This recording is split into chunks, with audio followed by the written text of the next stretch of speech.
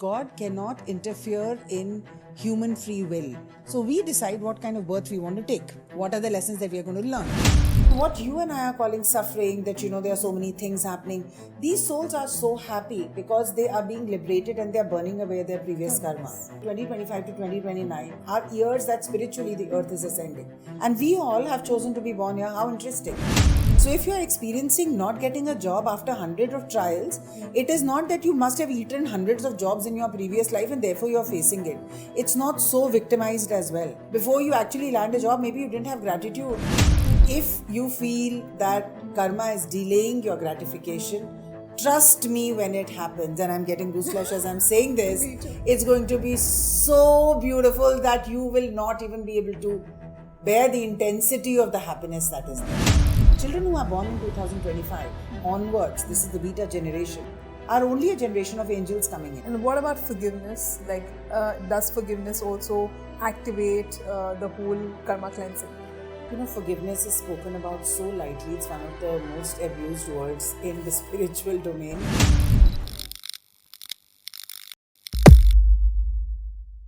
Hi, Dr. Manmeet. Welcome back to Uncharted. Thank you, Natasha. Such a pleasure to be here. Absolute pleasure on our part as well, I think. It's just nostalgia hitting me. We recorded the first podcast here itself. Yes. So totally looking forward to it, especially the topic that we have today. It's very exciting. Something that, I am very curious about. I have so many questions. So I'll just drop the ball. Absolutely. And we start. So since we are talking about karma, I really want to know that if everything is karma, then what is the role of God? Is he just watching? Is he intervening? Or he just doesn't care? So I'm going to take this whole concept by saying that karma is actually a portal to become or write our own actions, And God is not really a bystander or a principal or a loving parent that we are expecting something from. In fact, you'll be surprised to know that God cannot interfere in human free will. That is why we have prayers and invocations where we say that please come and do this for us, specifically do this for us. Human beings are the only beings that have free will in which nobody can interfere. So if you actually want something from God, you have to ask. And therefore the artis and the prarthanas and the invocations and everything. So God, the concept of God in the karmic perspective is really as an energy and not as a being. So it's not our father or our mother. It's an energy. It's a source energy where we sort of connect back to. We are a part of the same source. And we sort of, break off and come and take a human birth. And when we take a human birth, even there we have free will. So we decide what kind of birth we want to take. Okay. What are the lessons that we are going to learn? And based on that, and then whatever we have done in the previous lives regarding, X, Y, Z, how life has played out and whatever things you've done. Call that one part of the karma, and you come and get born here and you play out with the karmic, baggage that you have, and you play out the life lessons that you need to learn. So God, if you want to look at it like it's a video game where you are playing your own thing, and let that be the source of energy watching you. Okay. Not interfering. It's like a parent watching their child through a glass wall, interacting in a play school, seeing what's happening and wondering, oh, really? I taught him that and he's still making that mistake. And oh my God, really? Oh, I'm feeling so bad. My child's hurt. Oh, never mind. But when the child looks back and thinks that the parent is there, but the wall is opaque on that side, so the child wonders whether the parent's even there or not. But the parent's always watching. God is always watching us play out our free will in this life, making the mistakes, stumbling, because we've learned it all there. We know the 12 laws of the universe. We know how it's going to play out. But here we come and we just do our thing. Sometimes we learn, sometimes we don't, till we return back to the pavilion and then go to our Akashic Masters and talk about the way our life played out, where we are questioned that why did you do this? You had this opportunity. And we're like, yeah, we did. And then we say, okay, give me another chance and I'm going to do this right. Then come back again into the field And that's how life plays. So God is not responsible for what we do, how we feel, and directing our actions, except that He's indulgently watching and seeing how we are playing out whatever we've learnt there in the spirit world. So it's like, we are in boarding school. Our parents are sitting outside and they really cannot interfere with the laws of the school. Yes, yes. Interesting. So, but when you said that, that's the reason we have artis and we have these verses of invocation. So when we call them, then do they come and kind of take care of our karmas or not? So think of it like this. When we call them, we are calling upon the wisdom that they have and the energy that they represent. For example, in life, if someone's really going through a betrayal or a disappointment, he's going to call Krishna or Radha actually, Sri Radha Rani for unconditional love, saying that, can you please show me where am I going wrong, why am I suffering? Let's say two people, especially in the case of twin flames, there's a huge amount of suffering because there is so much of intensity of the relationship that people are absolutely magnetized, and it's almost like you have to literally pull them apart, and tissue and muscle and nerves and blood and gore, everything is being happening. I have seen so many twin flame cases where people are so much in pain, and the only thing that can save them is understanding unconditional love through the eyes of Sri Radharani. And once they do it, they're able to heal their pain like this. So how does God interfere? He gives you the energy and the expertise to be able to go through that with grace, understand what's your lesson. You can only be hurt when you feel that there's a separation. This man is being taken away from me. But when you understand that there is no separation, these are only roles that we've come here to play, you go through karma in a very dignified way. Okay. So it's more like, if I say, this is more like an antidote, right? At least those antidotes, those painkillers, it's gonna help me build that kind of body that I can actually go through it, rather than just keep questioning why is it happening to me. So I would say that if karma or pain, as you call it, is inevitable, suffering is optional. You don't need to suffer. Yeah. So there are no injections. There is nothing like that. You look at it as a parent would look at their child on a cycle, falling down, getting up. The child may feel a little hurt at that point in time, only in that moment. But when he looks at the parent's like, come on. Yeah, I can do that again. Suffering is entirely optional. Is this also a reason I feel that a lot of people feel spiritually abandoned or orphaned? Because, this whole belief that, Bhagavad Gita mein bhi yehi likha hai na, nothing happens without my will.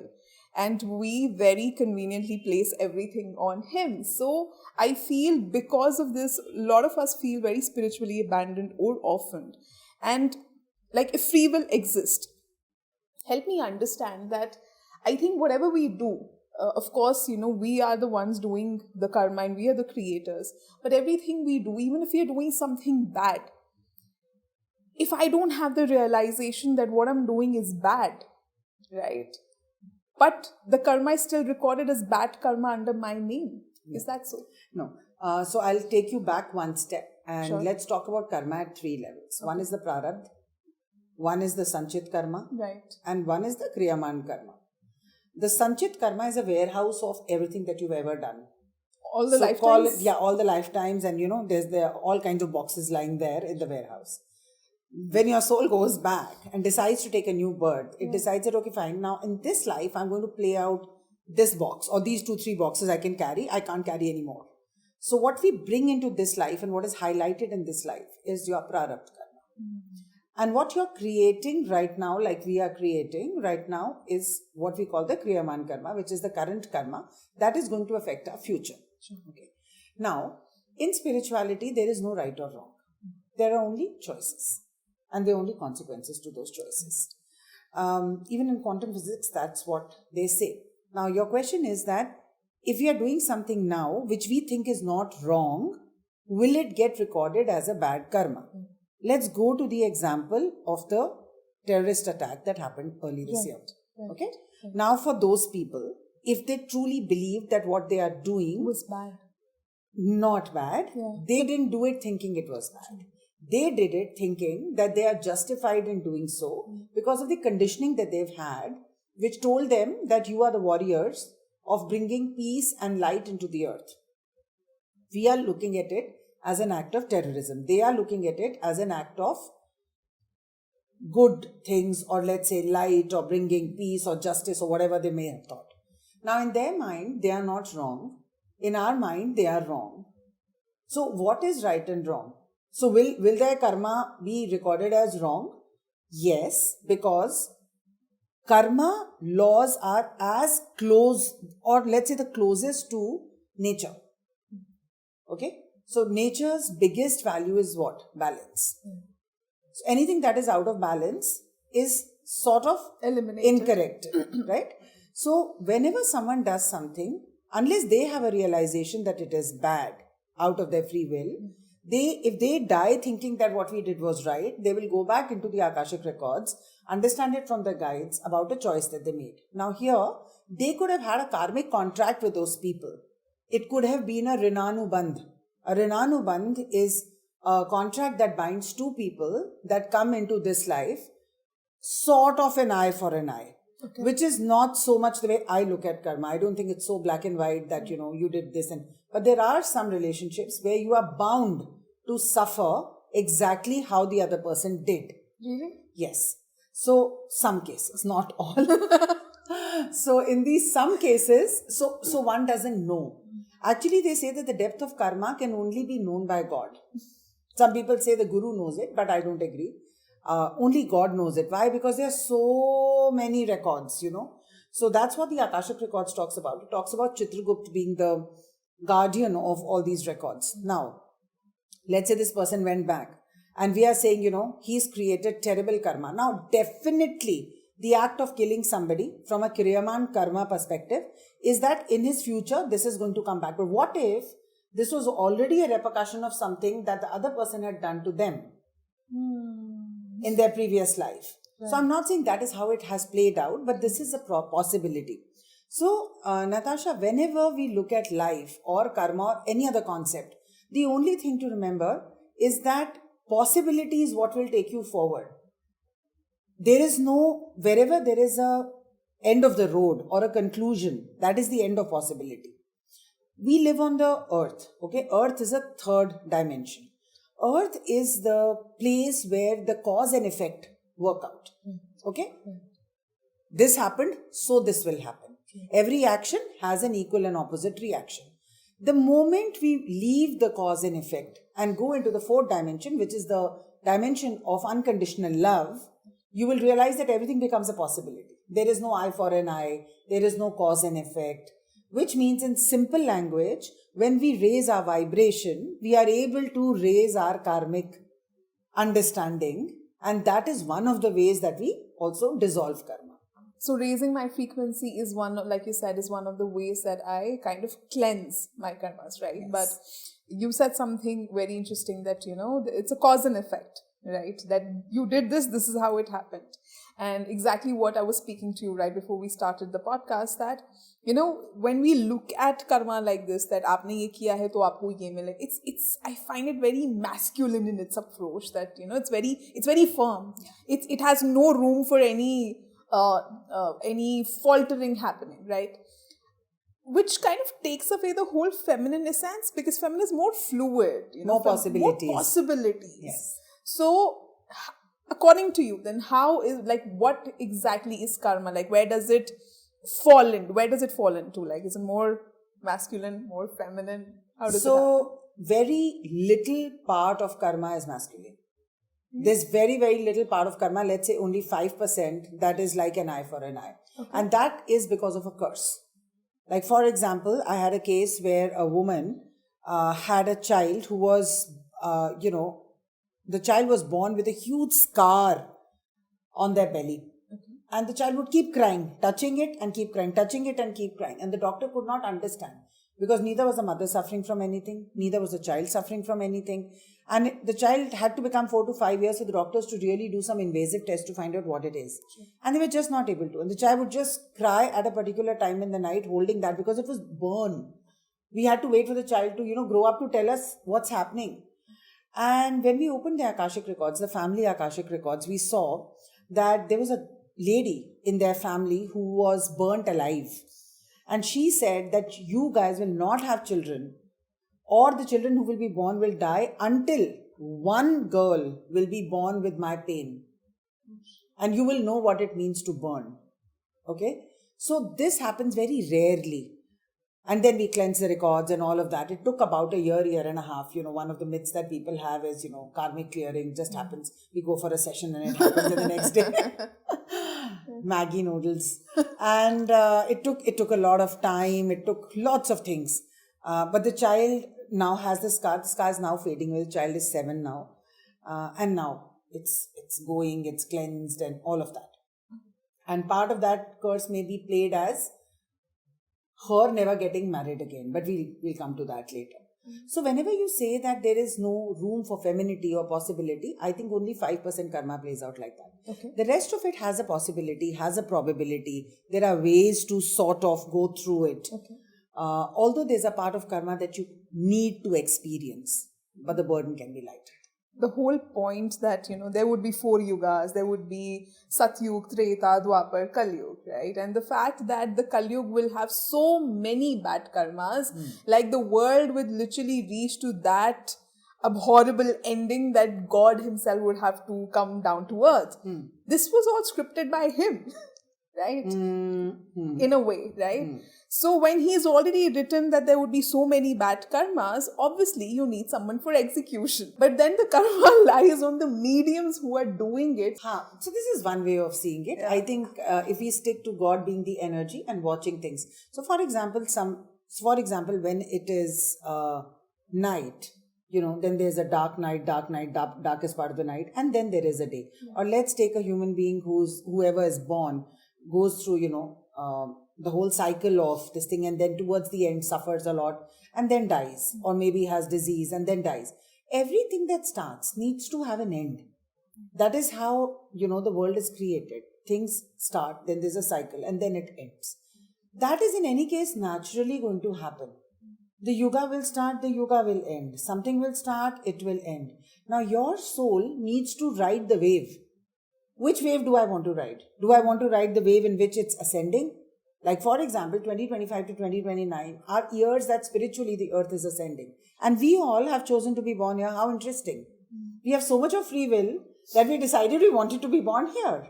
And now if someone needs to burn off a lot of things that they've done, they may choose to be born during a world war. Right? And then maybe just sort of go away after that. What is seen as suffering on the human plane is actually the soul rejoicing because it is learning and evolving. The whole process of the whole point or purpose of the soul is to learn. And what you and I see as suffering is actually a great, great achievement for the soul.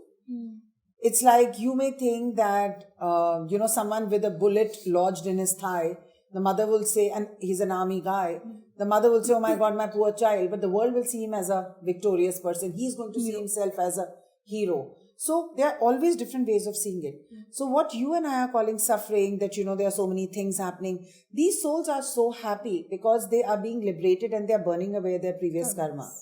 So it's just a cause and effect. And this is just a role play that we are doing. And no, it's not a story of God being there and we being here. No, it's just an energy experiencing another energy. Because we are actually a part of the same energy. So when I say the divine in me bows to the divine in you, we are both the same energy experiencing life in different ways. So I think what an exciting thing to happen, that we even have the choice of choosing which karma we are going to come here with, and then choosing our parents accordingly and choosing our lessons accordingly. For example, if someone doesn't, is not married or is a single parent like I am, a lot of people can say that it's really very sad. But trust me, it's extremely liberating because my whole purpose over here was spirituality and, raising the awareness and light. I feel very, very free to do the work that I need to do now. So when we understand why we are here, when we understand what we have chosen, I think, Natasha, that many people don't know why they are here and they don't know what is their purpose. So The only thing we have to be very careful about is the Kriyaman Karma that we are creating now. What are we creating now? And like we are talking, the fastest way to create Kriyaman Karma is speech. So that's why all those yogis in those years used to be silent, because they didn't want to create more karma and therefore wanted to escape, or let's say end the cycle of birth and death. 2 questions from here.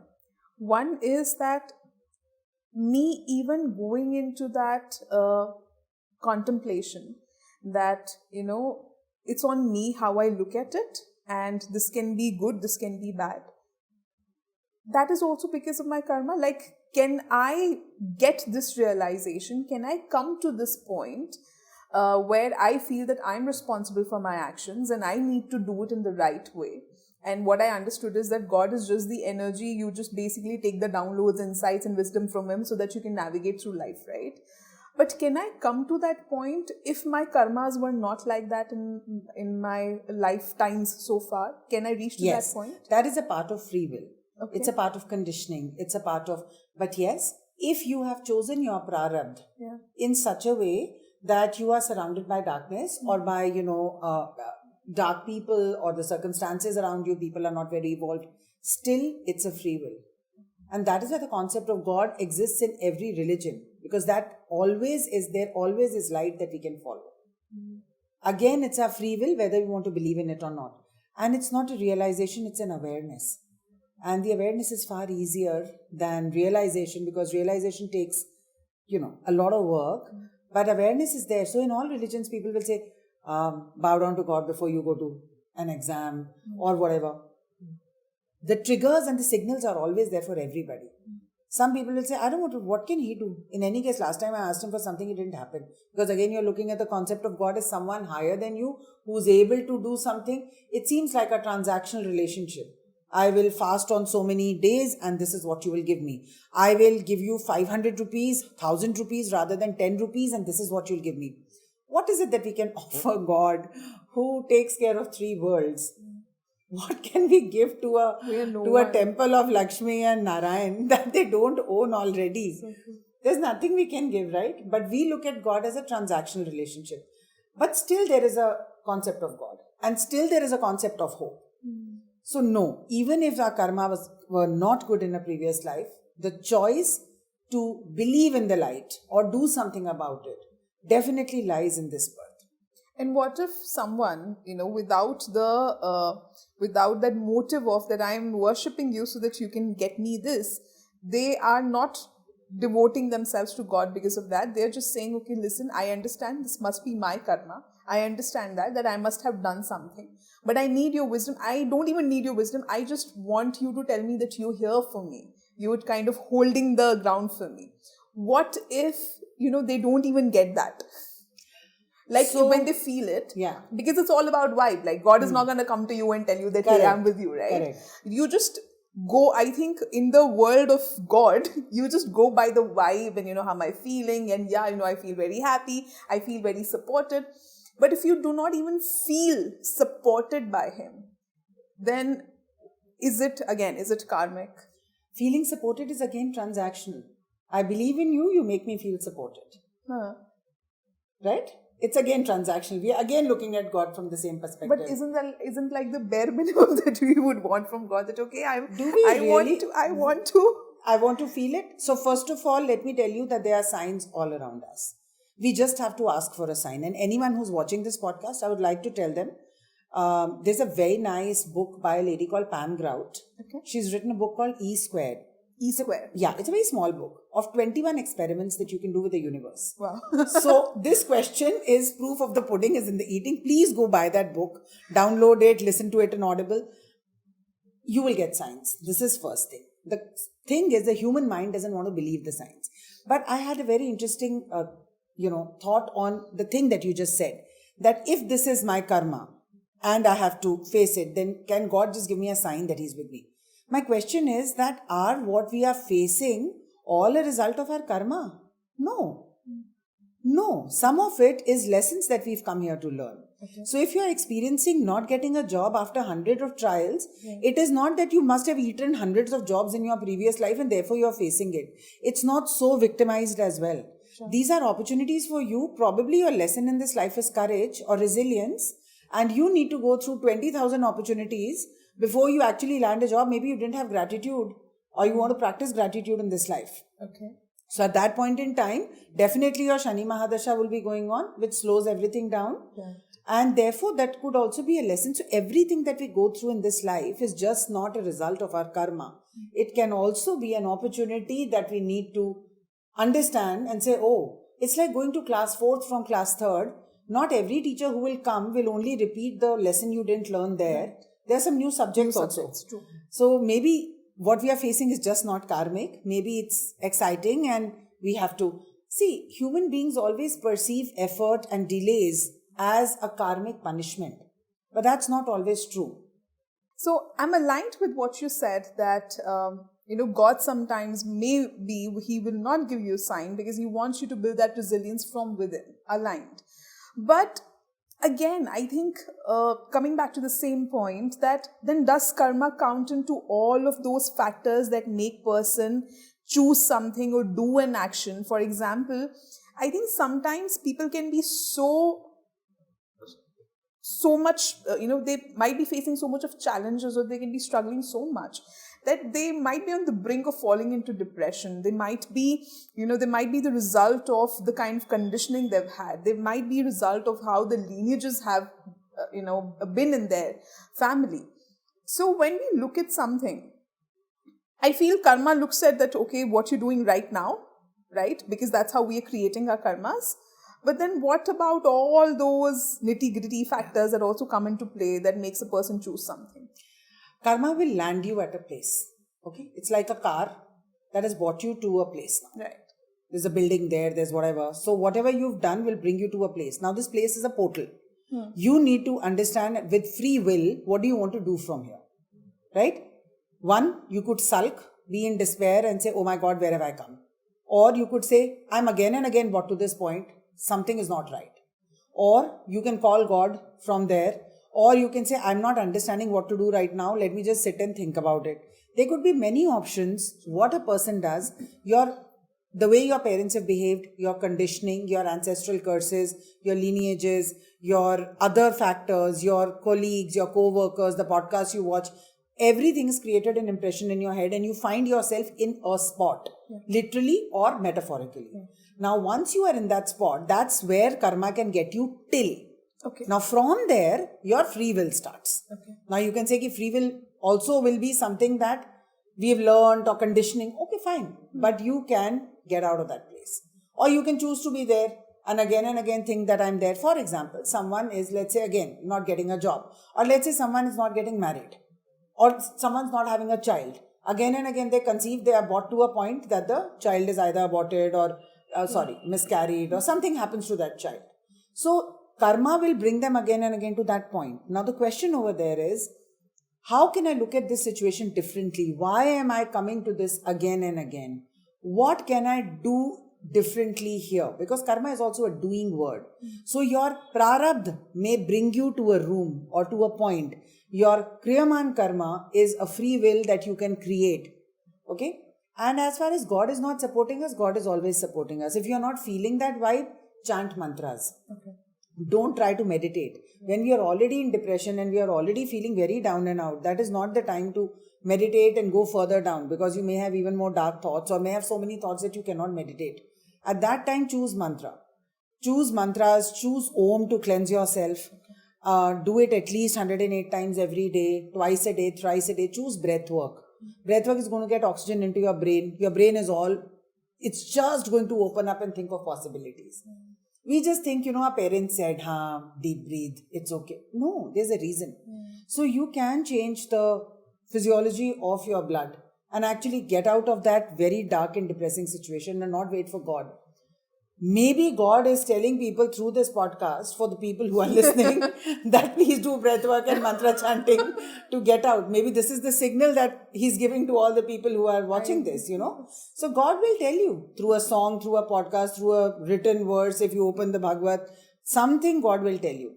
But talking about what should people do and is it a result of that? Yes, it is. It could be that they are carrying ancestral curses. It could be that they are carrying their own curse from a past lifetime. That will bring them again and again to the problem. But once you are at the problem, you can do various things to raise your vibration. I'm not saying that the problem is just going to go with chanting mantras. No. But at least you'll start getting ideas, possibilities. I always tell people that whenever you are stuck or badly depressed, watch TED Talks, watch podcasts. Your problem is not, you're not the first person who's facing this problem. Others have done it. Go try to find out what they did. At least try. So I think karma from a perspective of what we are carrying can only bring you to a certain point. And one more thing I want to say, Natasha, is that the greater the delay, the deeper the impact.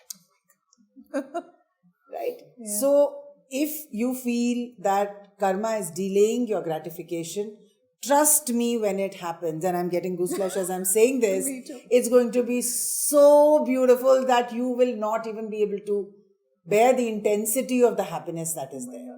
You know, you're going to make so many people happy when they hear that, because I feel so many people are in that boat.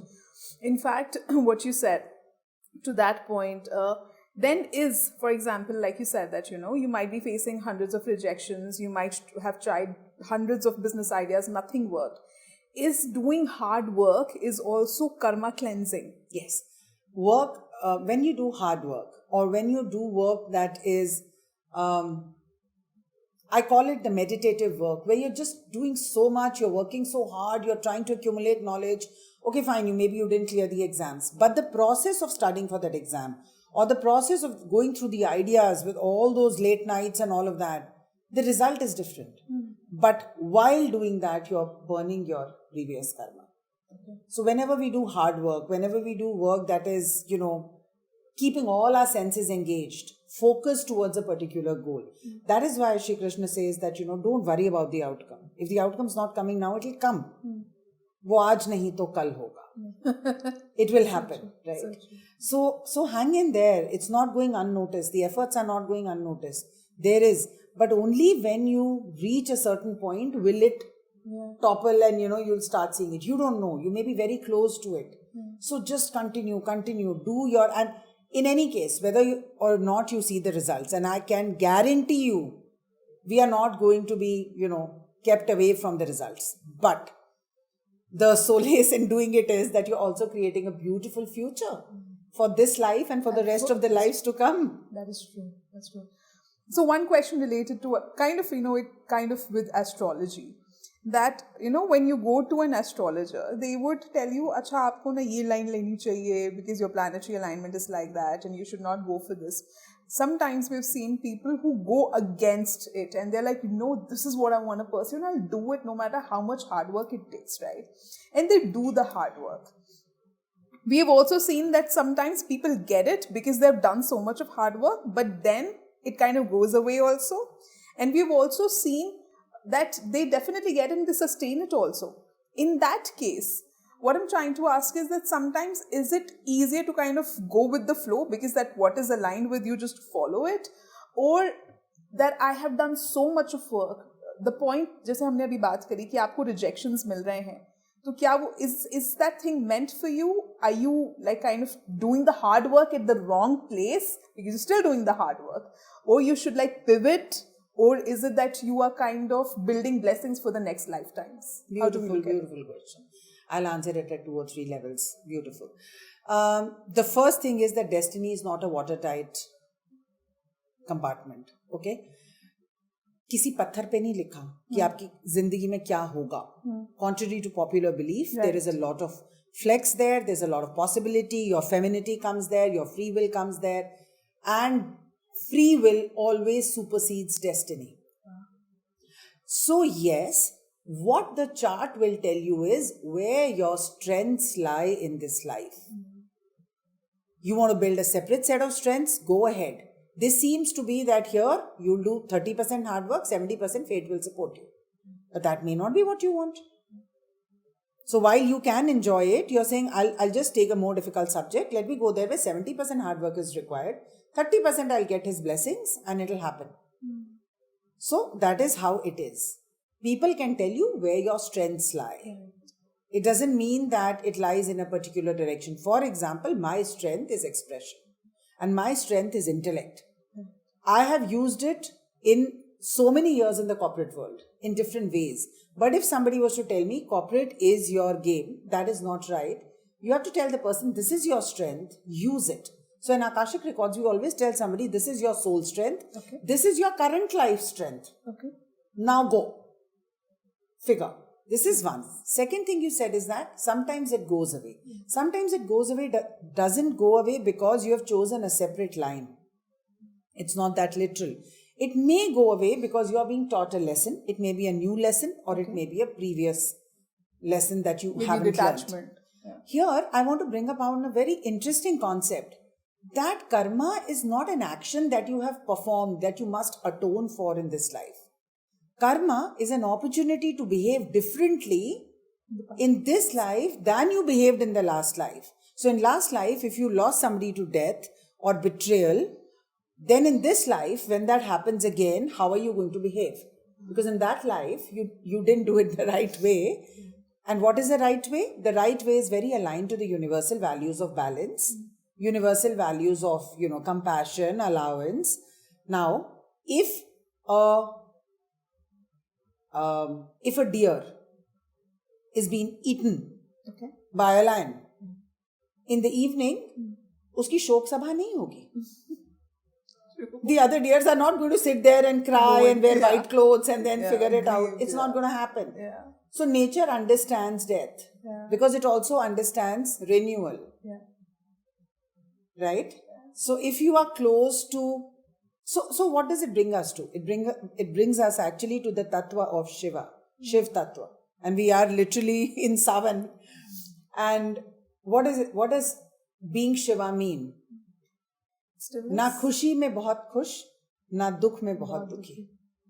Stay in balance. Creation also happens in balance. It doesn't happen when you're happy. Because happiness and then sadness and then this pendulum. Stay in the center. So if in the previous life when love was taken away from you brutally, you were not in balance and you created, some heinous crime, either you committed suicide or you said, I can't live without this person, then in this life again you're going to lose somebody. Again giving you an opportunity. So God is just giving us opportunity after opportunity. So let's look at karma as a portal or as a platform or a stage to behave differently so that we can evolve. And eventually we evolve and burn the cycle of life and death. So we're just students. Someone's in class 7, someone's in class 10th. Like that. So in that case, for example, if I have worked for something and I've done a lot of hard work in this lifetime, and maybe because we don't know the reason, but we've not been able to see the result of it, then does that become my blessing in my next lifetime? Of course, because, even in this. So many times we see people, they have not done anything, but they enjoy it. Yes. And that's a blessing. Yes. Right? To be born in a very good family, to be born in a very educated family, educated plus well-off family, to be born with good sanskaras, to be around people who have had teachers that are blessed, to have bosses who are blessed. These are blessings. These are blessings. So my blessings are also my karma, which we feel that, it's actually something that we did in a past life. Or it is a family karma. So as families also, we evolve and we are blessed. How beautiful. What is the place of surrender in free will and karma? Because typically, we have seen people who literally bow down to God and who's like, everything happens through your will, right? For them, surrender is easy, I feel. Someone who's like, I have got the free will, I'm the creator of my destiny, right? And I have to take charge of it. In that scheme of things, then how does surrender fit in? Surrender is not a verb, surrender is a noun. Yeah. So surrender is not something you do. Okay. Surrender is your perspective that you carry with you all the time. Okay. Surrender is wearing shoes or sandals on a very rocky road. So you'll always need to have surrender to be able to look at things. You can be very hardworking, you can be very much in charge of things from a perspective of surrender in your heart. So surrender means I am not the doer. Okay. I am a vessel Okay. and things are being done through me and I must be clean. Okay. So I'm going to keep my words clean, my action clean, my food clean, things clean, and it's not me. So if you have surrender, you've activated your Ketu. If you have a lot of desires and you're constantly thinking, I'm the doer, then you have activated Rahu. Okay? We cannot go through life without Ketu and without being grounded. So once you are grounded in your perspective, right? You're grounded in your perspective, you go ahead and work 16 hours a day, 17 hours a day. When you are surrendered, you will not worry about the outcome. You will know that the outcome has to come. So it's a security also. So surrender ka opposite is control. Yeah. So if you have surrender, either you have surrender or you have control. You can try to control your meetings, your timings and all of that. But internally you just have to have surrender to say, okay, fine. Yeah. Beautiful. It is what it is. I think, but a lot of people kind of get confused between giving up and surrender. Like, because sometimes, this life kind of keeps throwing them in the same spot again and again, that I feel they confuse giving up that, okay, you know what, I don't want to think about it. I've done this enough number of times. I don't want to go through it again. So they kind of shut it down rather than actually very consciously surrendering. Making an inquiry, yeah. Yes. So it's very important because I think people should remember that there is a future also. It's not that we've lived all our lives. There is a future. And if something is not getting solved, have a perspective of surrender that I'm going to do my best. Go to people, go get your Akashic records done. Go find out what it is. When we are sick, we go to so many doctors till we are, convinced that we know what is the root. Right? And at the root, have a bhavna of surrender, knowing that you will be taken care of. Interesting. What about collective karmas? For example, lately I've been hearing this on podcasts that, certain souls who are very evolved, they choose some of the toughest life lessons so the society can awaken. Why the soul always has to choose tough life lessons? My point being, lately we have seen so much of atrocity and so much of rage and so many of acts which are really horrible. And my assumption from that, whatever little I've heard, is that, those souls were evolved, so they kind of chose these lessons very consciously. But the point is that the society is still not awakened. And in fact, I feel it's just getting worse. Like, people are like, every time a threshold is pushed, I feel those kind of people feel, oh, a new threshold can be created and we can push it even further. So the whole purpose of the soul taking of so much of suffering on themselves in this body, then it's kind of diluted. It doesn't even, it doesn't stand anywhere. So why does the soul always have to take the suffering? Why can't it be like, we will stand up for it, or we'll stand against it and we'll fight it, so that the person knows that, you can't kind of mess with the boundaries. Because without pain, there is no realization. And pain has to be to such a limit that we have to feel so much of discomfort that we are finally ready to change. And there's this, constant war between light and darkness. And so darkness also continues to do its own thing. See, there are two kinds of souls. One, who are coming to raise the collective consciousness of Earth at this point in time. When the Earth is ascending, something new is being birthed. It's like labor pain. So we can't say, why can't we go through birth without labor pain? Right. So it's in labor pain right now. Okay. And, everyone's pushing it. And think of the light as the baby, and the light is trying to push through. But there's a lot of, demonic forces that are also trying to control it. Till we realize that we have collectively reached a point where we cannot function like this anymore. Even if a small habit, Natasha, has to be changed and we have to change it, how much we resist. We resist diets, we resist exercise, we resist waking up in Brahma Muhurat. How many millions of times have we read, and how many of us get up? So it's a human nature to resist change. So therefore the collective souls. Now see, what's happening is light is sending more help.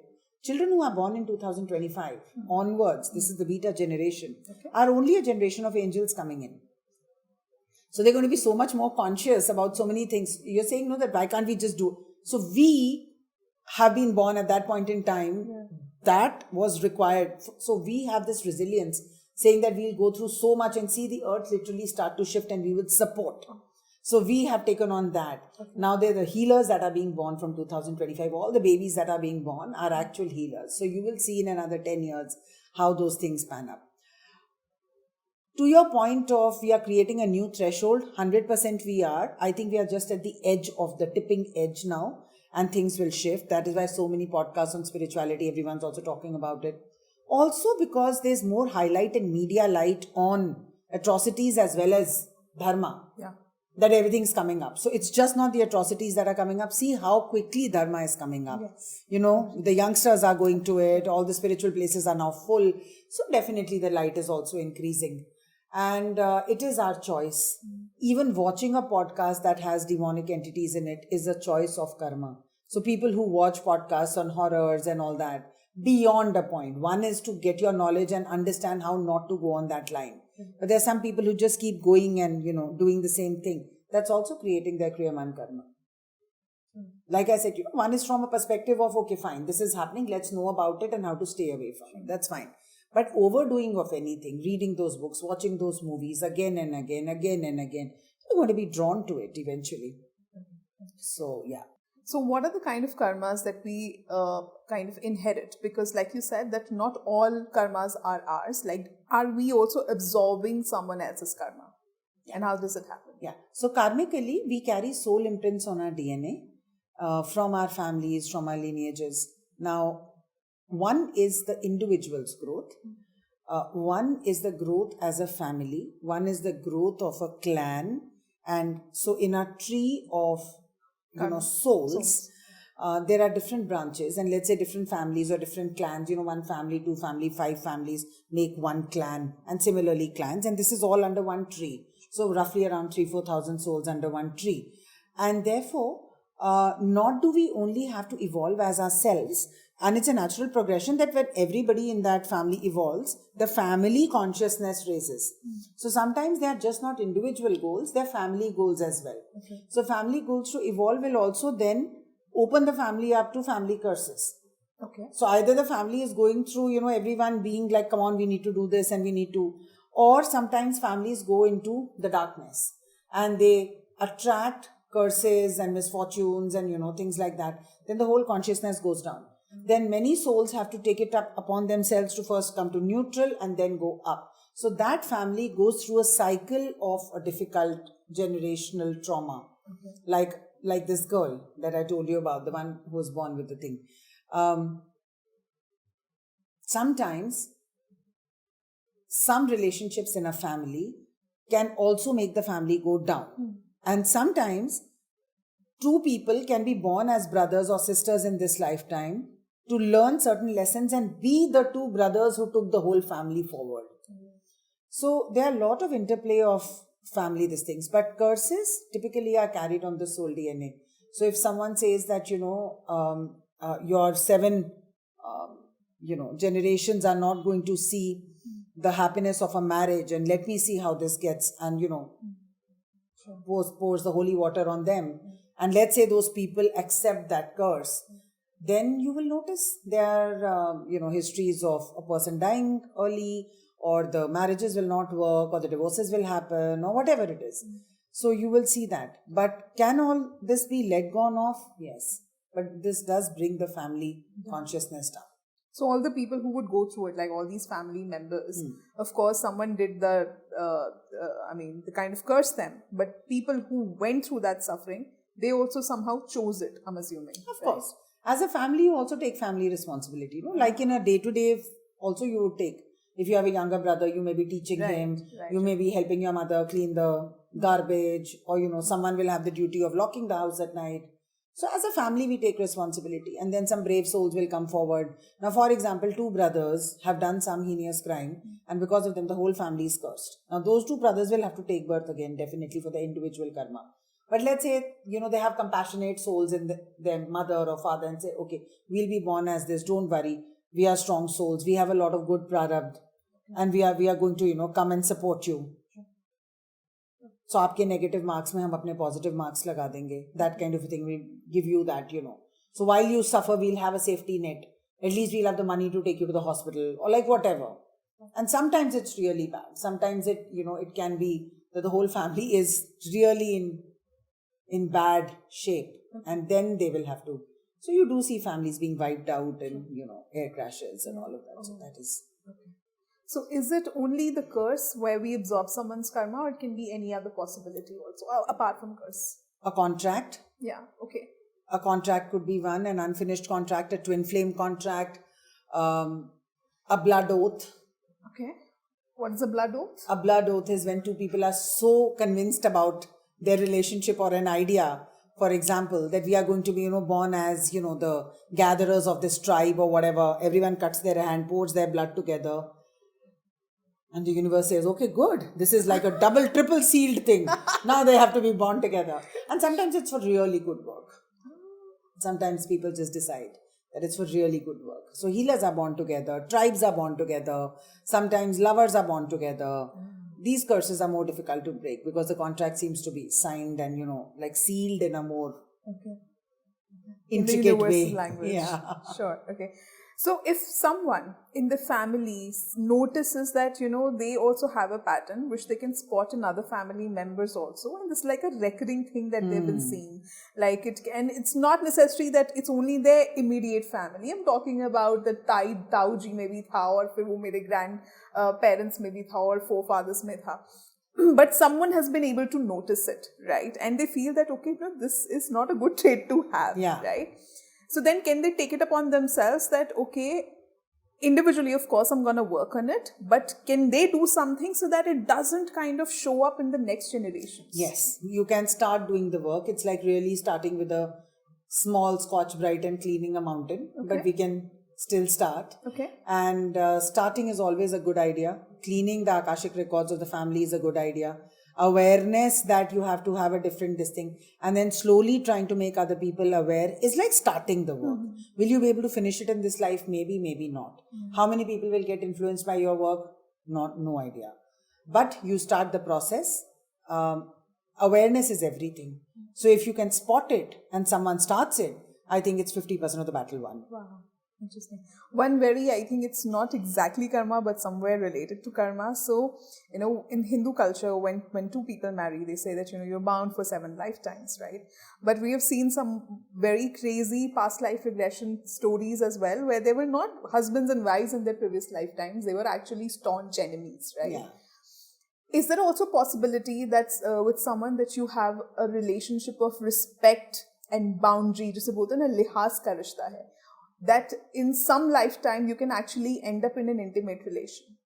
Absolutely. It can happen? Absolutely. Really? The soul chooses different incarnations and different relationships to learn different ways.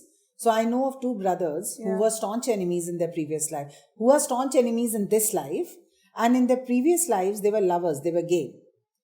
And the society just didn't support them. Okay. And one of them committed suicide because his father was not at all allowing for this relationship, and we are talking way back in the 1920s. And the other one got really, really angry about it. So, but they were bound by a contract that they will, sort of choose to be born together. And in this lifetime, they chose a, familial pattern where they were born as brothers. And in this life, one of them is meek and, still wants to get along. The other one's very dominating and doesn't want to, sort of. So he's the one who was left behind in the previous life. So when they saw their Akashic records, they realized that, they have chosen this relationship so that it's safe. In this life, they can actually go through love in a safe way. Not that kind of love, but love. So how we categorize love in our lives, whether it's sexual or it's brother-sister love or it's mother-child love, the soul sees love as an expression of an emotion. So they wanted a safe environment in this. So they were born as brothers. And when they resolved this and they cleared their records, the family records, they realized that they were so excited to work with each other because they intuitively knew how to get along with each other from their previous life. And they so enjoyed it. Now they've built up a very big empire. They have a lot of smaller companies that they are running. They have a very clean division of energy. They have very good families. And they really, intuitively, it's like having a twin. They can read each other's minds. So the soul strengths are carried. The wounds are also carried for us to clean in this life. So the relationship that it manifests in doesn't matter, because love is a very pure, emotion. But then if taking the same example, that if someone was kind of in a love relationship in the past and now that they have more of a respectful relationship in the sense the boundaries, right? But don't the residual feelings, the emotions, it kind of gets trapped in our energy body. Doesn't that get carried forward? No, only the lessons get carried forward, and maybe the trauma gets carried forward. And always a longing of a human being for another human being is in the whole this thing of unconditional love. The final aim of the soul is unconditional love. So even the unmanifested love is the longing for unconditional love. It's not a longing for another human being or his body. It's the longing to find yourself via another person. So love is not something that I see in your eyes or you see in someone else's eyes. Through you, I'm able to meet myself, the part of me that is connected to the divine. That is why Mirabai fell in love with Krishna. He was not, present in a physical form. Right. Through someone, when we are able to meet our own selves and we just love that divine self, which is actually God. So you are just the trigger. So I'm longing for love, not someone's love. I'm longing for love, so I take another birth. I hope to find somebody who can trigger that love in me. And when that somebody dies, I feel that I will never be able to meet anybody. And that's the whole point of spirituality. You meet God not where God is, you meet God where you are. Only to that extent. We have seen lately, you read news and they're absurd news. You hear such stories like this is very much for real, as much as people would kind of brush it under the rug, but it is very much prevalent in the society that people have found love in relationships where, like I said, it's more of a boundaries that they have to play, right? So now, of course, these are the norms, and very rightly so. This is a societal construct, also very important to kind of make the society thrive, right? But then how does it play out in the karmic world? If someone kind of crosses that line, how does that play out in the karmic world? It definitely plays out in their future karma, in their Kriyaman karma. But maybe the lesson, maybe this is not karmic. Maybe they are learning a lesson through this. Maybe betrayal is the lesson of the person who is left behind. Maybe acting very composed and having compassion for the two people who fled, who are in any case under the society's scrutiny. Right. It's not good or bad. It's a choice they made. Right. And the person who's left behind also has a choice to make. Either victimizing themselves, or being compassionate, or being neutral, or running away just like they ran in this direction, this person runs in this direction. Or having a rebound relationship in a second, that I'm wrong, so I can also do this. That choice is the free will of the person who's left behind. Did they create karma? Perhaps yes, perhaps no. If you look at it from whether it was a karmic problem or it was a lesson that they needed to learn. Maybe they were fulfilling a contract of a previous life. Maybe their lesson was courage, and in the previous lives they just didn't have the courage, and maybe in this life it shows up as this rash action. So from the societal perspective, definitely it's wrong. But from a soul's perspective, it's going to be measured by whether it was their lesson or a karmic contract. Second, what was the previous karma between the three people? One who was left behind and the two who ran away. So is it a balancing of that? Or is it a, fresh karma that is created? That kind of a thing. And what is the place of like a spiritual healer or guru or mantras or these rituals in cleansing the karma? The guru or the mantras, the guru is a conduit, and the mantras and your realization, forgiveness, all these are tools. So the guru will teach you how to use these tools to raise your vibration beyond the third level of cause and effect. When you're able to view, I wouldn't say the world, because I don't know whether, it's possible to ascend to that extent while being embroiled in the daily day-to-day that we have. But if you are even able to view a situation for a little period of time above the effect of cause and effect, when you're able to raise your vibration, that you can look at it neutrally as something being played out that you don't have control on, and choose your role in that with a conscious choice. That is the role.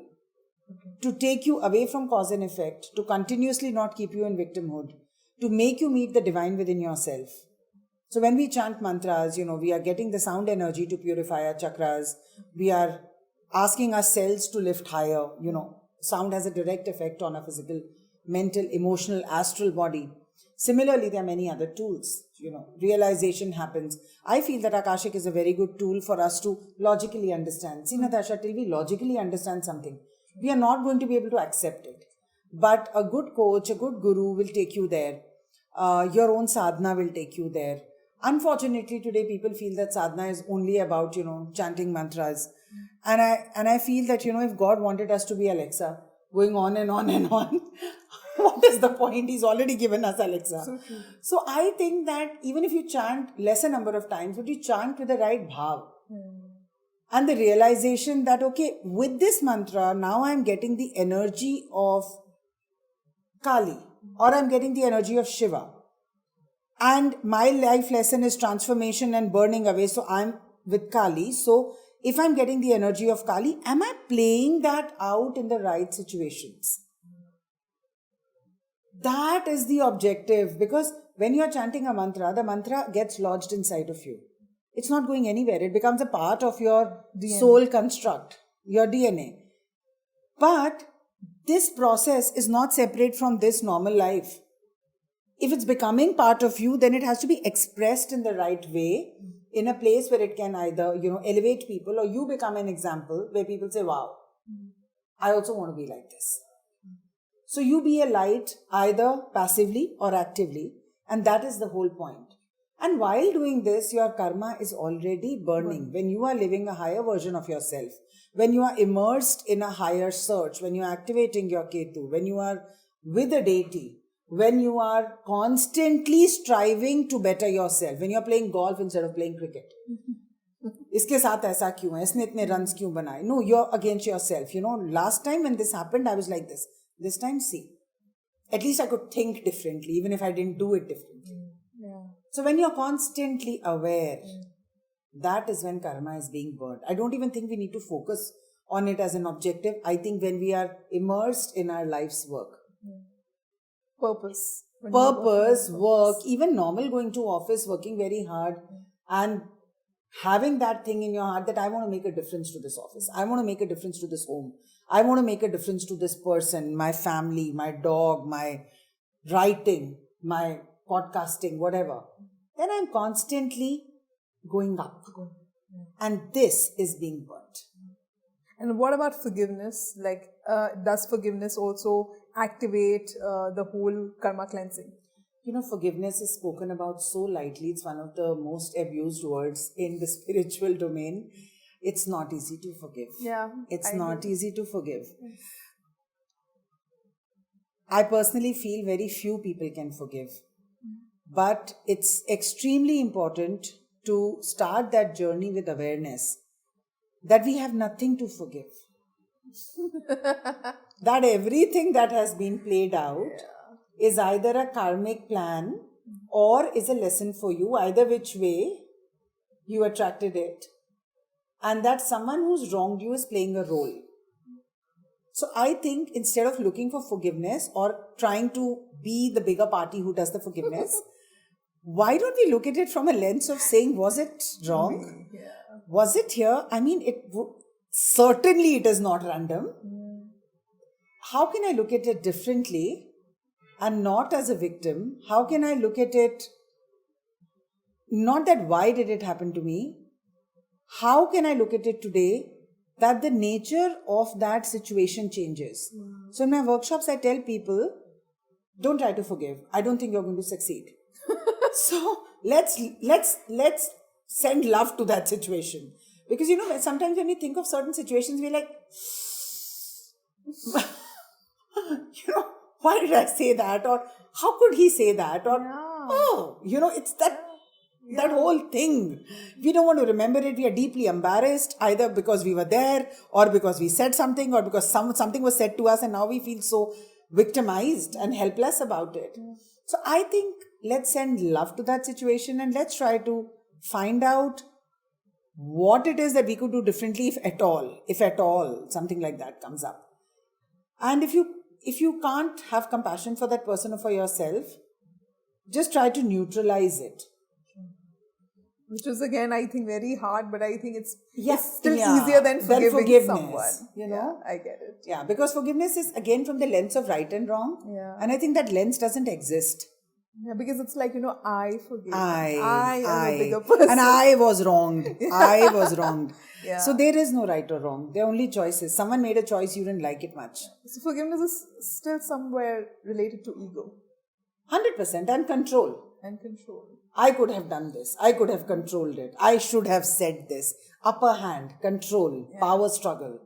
Yeah. People who cannot forgive or cannot forget have stomach issues, indigestion, or anything to do with your stomach, because stomach is our our solar plexus, which is actually the chakra of power. Oh. Power play wahi se aata hai. Wow. So not even able to forgive is a sign of not being able to let go.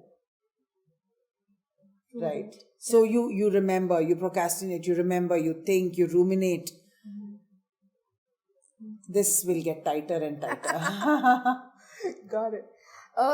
We've seen so many people that they might have done all the sorts of karma all throughout their life, and everyone around them would be screaming ki isko kab akal aayegi, ye kab seekhega.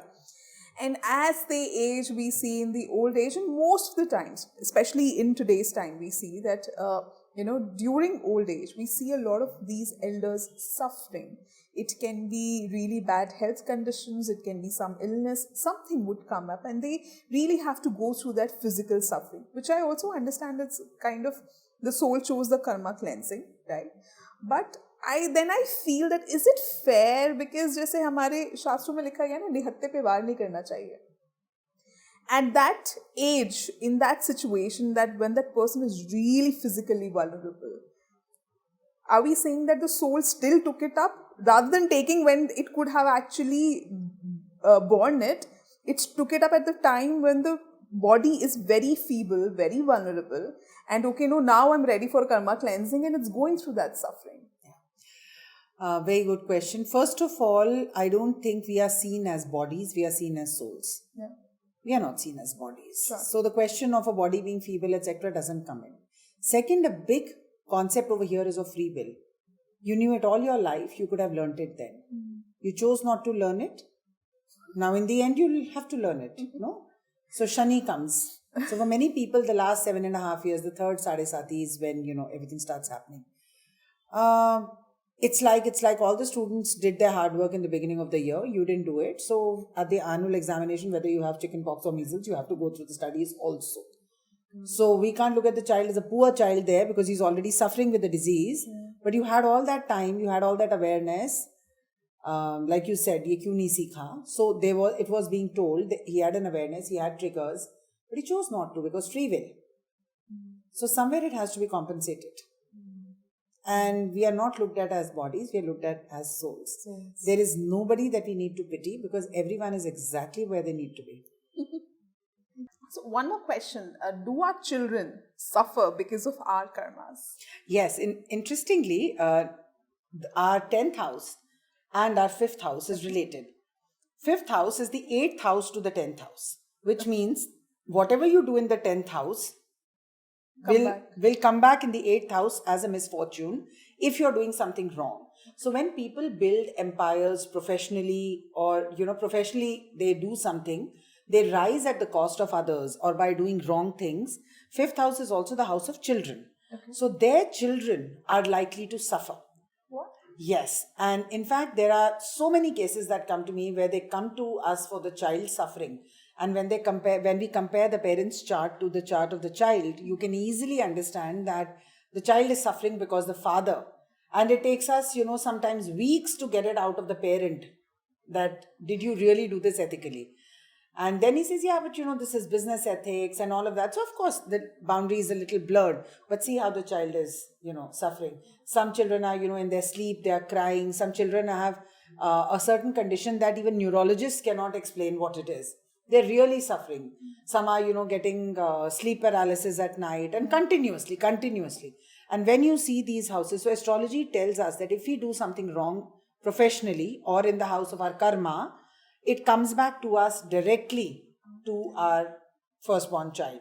But you also mentioned of something right at the beginning that, initially all our sages, because the fastest way to create a karma is speech. So that is the reason, our sages used to be quiet, right? We are like right now in Kalyug or almost reaching Kalyug, right? And if I go to a therapist, right, the first thing that they would tell me is that, journal it, write it, talk about it, you'll feel better.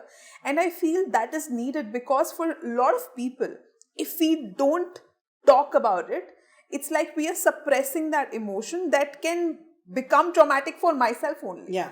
Right? So in that, from that lens, then how much should I speak? How much should I not speak?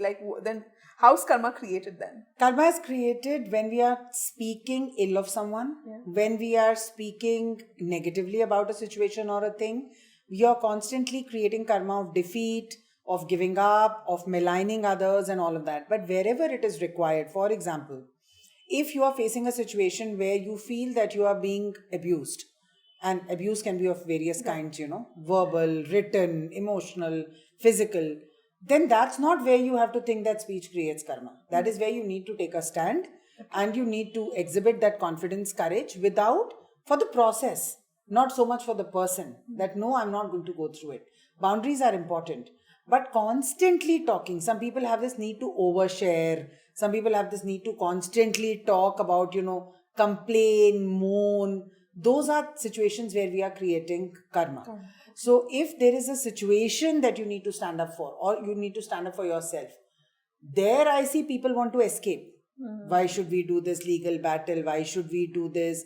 And otherwise they are constantly complaining about the same thing. So either you stop complaining, or you do something about it. Sure. And journaling is a beautiful way because you're not speaking. Journaling is, putting everything that's in your head into the paper. And burning it. But even when you're going to a therapist, you are explaining something with the perspective that you need to be healed. So their speech acts as therapy. Only when speech acts as maligning somebody or putting down somebody or creating a vibe of fear. A lot of people you go to these days will say, oh my God, this is so much, this is going to happen, that's going to happen. One feels that, there's so much of fear being created that it's almost like, pulling the whole energy down. That is karmic. When you misuse your spiritual powers for fear, I always tell people why. Why can't we show them the hope? Why can't we show them the possibility? Because, some businesses run on fear. But don't. And if you're saying that, this is going to be a tough time, then please tell them what they can do about it. Instead of saying, this is a tough time, oh, we are doomed. Say, this is a tough time and this is what you can do. This is how you can get out of this time. So you're giving a reality check plus you're giving a solution. But whenever we are using fear or other negative things to shame people, to victimize people, that is where speech creates karma. Okay. So when the rishis never wanted to create a karma, they just said, we are not related to anything. Speech relates us to situations and people. उनको उतना भी कर्मा नहीं रखना था. Okay, one crazy question. Is becoming an earthbound spirit or an entity, is that also karmic? That's completely free-willed. Oh. Because we have a choice at death. Yeah. That do we want to go into the light or not? And in that split second, sometimes people choose to stay back because of their attachments. They choose to stay back because of revenge or because of some agenda that was not fulfilled while they were alive. And they feel so attached to the agenda. So the root is attachment and the choice is a free will. It is not karmic. Okay. So in that case, because I'm sure that their future or their next lifetimes have already been written, right? And they would have to know. No. So they will not go there until they realize. Choose. Until they choose. So they can be stuck there? It's like my job is waiting for me. There's a whole building. People are waiting. My desk is waiting. But it is only when I leave my house and I go there will I arrive there, right? Doesn't mean that opportunity does not exist. And in this scheme of things, whatever I'm going to take from my house, I decide on my prarabdha. I'm carrying that on my backpack and I'm going into that life. That here is where I unpack my stuff and this is what I'm going to do today. But if I choose not to go from my house, doesn't mean that opportunity doesn't exist. It means that it's not my choice right now to get up and go from here. So all the supernatural entities who are acting as in, they're here and very much there supernaturally, it's all by choice. Yeah, but entities are different from earthbound spirits. Okay. Entities can travel dimensions, I'm assuming. And entities are sometimes from other dimensions. They are not people who died. So can we as humans, because right now we are in this dimension, this plane, possibility that we can move to another dimension, another plane in next lifetime? Like we can take any other form? Unless our karma is finished on earth, we cannot. So we'll keep coming back to earth. That's the whole point. And then we move there. Yes. Whether there or we become a spirit guide and we let go of this whole thing of being born and dying. Are there different rules there? 100%. Yeah, like the earth rules don't apply there. No. That's cool. Maybe when we are incarnated there together, we'll do another podcast about the karmic lessons in that universe. What are the laws? I'd love to know if these guys are holding podcasts or like watching us, silly people. They don't even know this. Cool. Any one last thing that you'd like to share with the audience? Maybe an actionable, an insight that can help them in their karma journey? Yeah, I think thought creates karma more than speech creates karma. Speech just cements it. Think before you think. And the moment you think something, get into awareness and say, okay, I'm correcting myself. I thought this, but guess what? I'm not choosing this. We can choose our thoughts also. And sometimes because of conditionality, we end up thinking the same thing at the same trigger. Yeah. So if someone says something to you, this is your automatic, defeat the automatic. Thank you so much, Dr. Manmeet. Again, an episode of absolute delight, discovery, awe, and whatnot. It's always a pleasure holding the conversation with you and like getting so much of downloads and insights from you. I really hope that today's episode is again a portal where other people can transcend and get to know more deeper about karma theory. So big gratitude to you. Thank you so much. Good to be here. Thank you. Thank you. And to all you lovely people who stuck till the end, please don't forget to like and subscribe our channel. If you think that someone thinks really deeply about karma all the time, don't forget to share this episode with them. And we will be back again with another exciting episode and another exciting guest. Till then, take care. Thank you.